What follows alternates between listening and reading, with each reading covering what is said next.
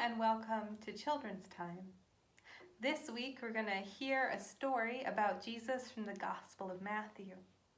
And we're going to start with chapter 9, verse 35, and we're going to read through chapter 10, verse 1. The Gospels are in the beginning of the New Testament in the Bible, and those are where we find the stories about Jesus. Jesus traveled among all the cities and villages, teaching in their synagogues, announcing the good news of the kingdom, and healing every disease and every sickness. Now when Jesus saw the crowds, he had compassion for them, because they were harassed and helpless, like sheep without a shepherd. Then he said to his disciples, "The size of the harvest is bigger than you can imagine, but there are few workers.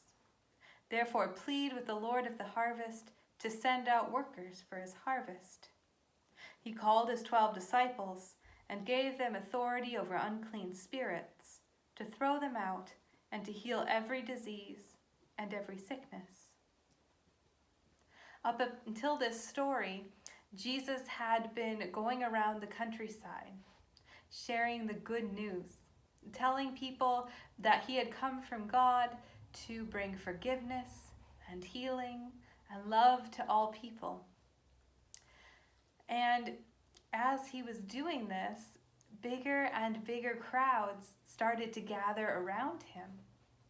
And he was starting to notice these crowds, and as he looked around, he saw that many of them were harassed and helpless. They needed something. They needed healing. They needed to find some peace. They needed to hear that they were forgiven. And some of them were probably bullied by other people in their towns and cities. Some of them were probably very poor and homeless. Some of them were probably really sick. And all of these people were kind of looked down upon in the society that Jesus lived in. And he kept telling people that these were the people that God really cared about. These were the people that God wanted him to help. And as he saw that there were so many of them, he realized that he needed more than just himself to go out and reach out to all of them. So he calls together these 12 disciples, these 12 followers who had been with him for most of his ministry, who had been watching him and learning from him and listening to him.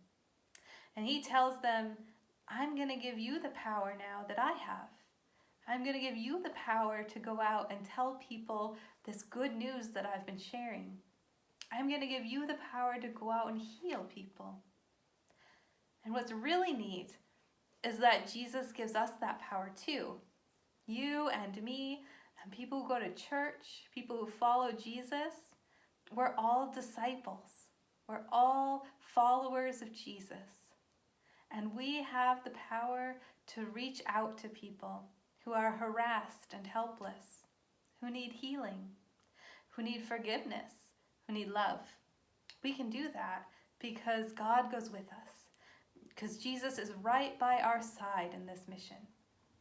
And there are ways that even you, though you might not be adults yet, you can still help further this mission for Jesus. You can see if people are being bullied, if people are finding others being mean to them, and you can ask adults to help step in, to help protect those who are being harassed, who are helpless.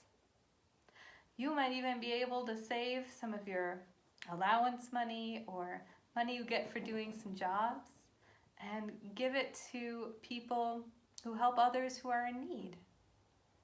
You might be able to help heal someone, to bring healing to them. If they're sick or lonely, you can draw them a picture or send them a card, and that might do a whole lot to make them feel better, to bring them some healing. We get to do this amazing mission with Jesus. And Jesus is with us always. And we are special to Jesus. And we get to be called Jesus' disciples, each one of us. So as you go about your week this week, talk with your parents, talk with your brothers and sisters, and see if there are ways that you can try to help bring healing, to help those who are helpless, who are hurting, and to have compassion on them. Be with me now in prayer. Dear God, thank you that we are your disciples. Thank you that we can bring healing and help people.